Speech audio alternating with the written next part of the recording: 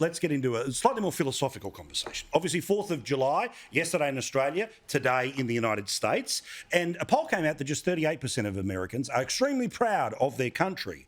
Now, it's something that, let's be honest, is something that we've started to see here towards things like Australia Day. So I want to get a little bit philosophical and ask the bigger question here.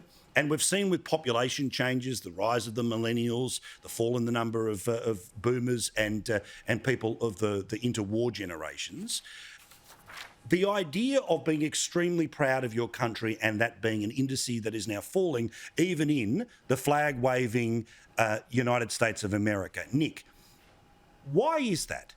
Is that because sort of 80s jingoism has been replaced by sort of reflexivity and honest truth-telling of our past? Because both Australia and America, most countries around the world, should be extremely proud of what they are, because they are a continuum of a series of experiments that have resulted in the greatest life expectancy, the greatest technological boom, the most comfortable lives any humans have ever lived, yet they're not proud of their countries in the West anymore.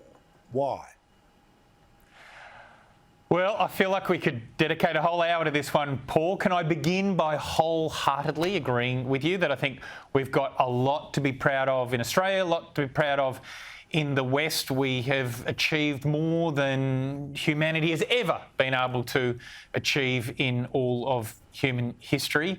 And yet, as you rightly identify, levels of pride do seem to be lower than they have been, certainly in more recent times.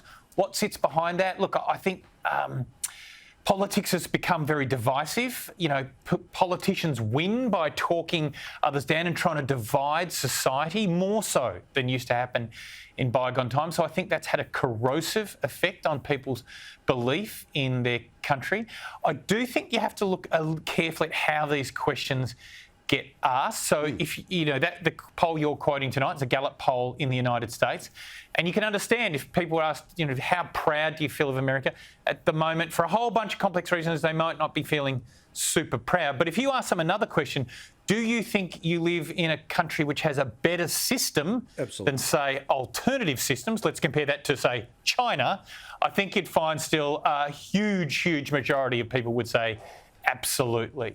So they're not thinking, you know, they're super proud of where they're at the moment, but they still think they've got the best of all systems going around. But as people could see on screen here, this is the same question that's been asked since basically sort of September 11 and beyond, where it was 70% and now it's down to 40%. Quickly, Bronwyn, again, we can go all night on this, but I've got a lot of other stuff to do. I think there's been a deliberate push by socialism and socialists to try and force individuals into collectives so that you've got a tribalisation occurring where you're pitting people against each other instead of trying to bring them together to share that liberal democratic principle of what has enabled the Western civilisation to be built, and try and make people feel ashamed of what has happened and ashamed of their past instead of proud of their accomplishments. All the things that you just said about how splendid the society is in terms of, if you compare it with the past, is absolutely true. But we will not build it to even better heights if we try and denigrate our past. A socialist always wants to cancel the norms and the sort of society you've got, so that in the end you can put their version of utopia in place. Good point. That's not the utopia I want. Thank you very much, guys. Do appreciate it. I look forward to reconvening the panel at the earliest possible opportunity.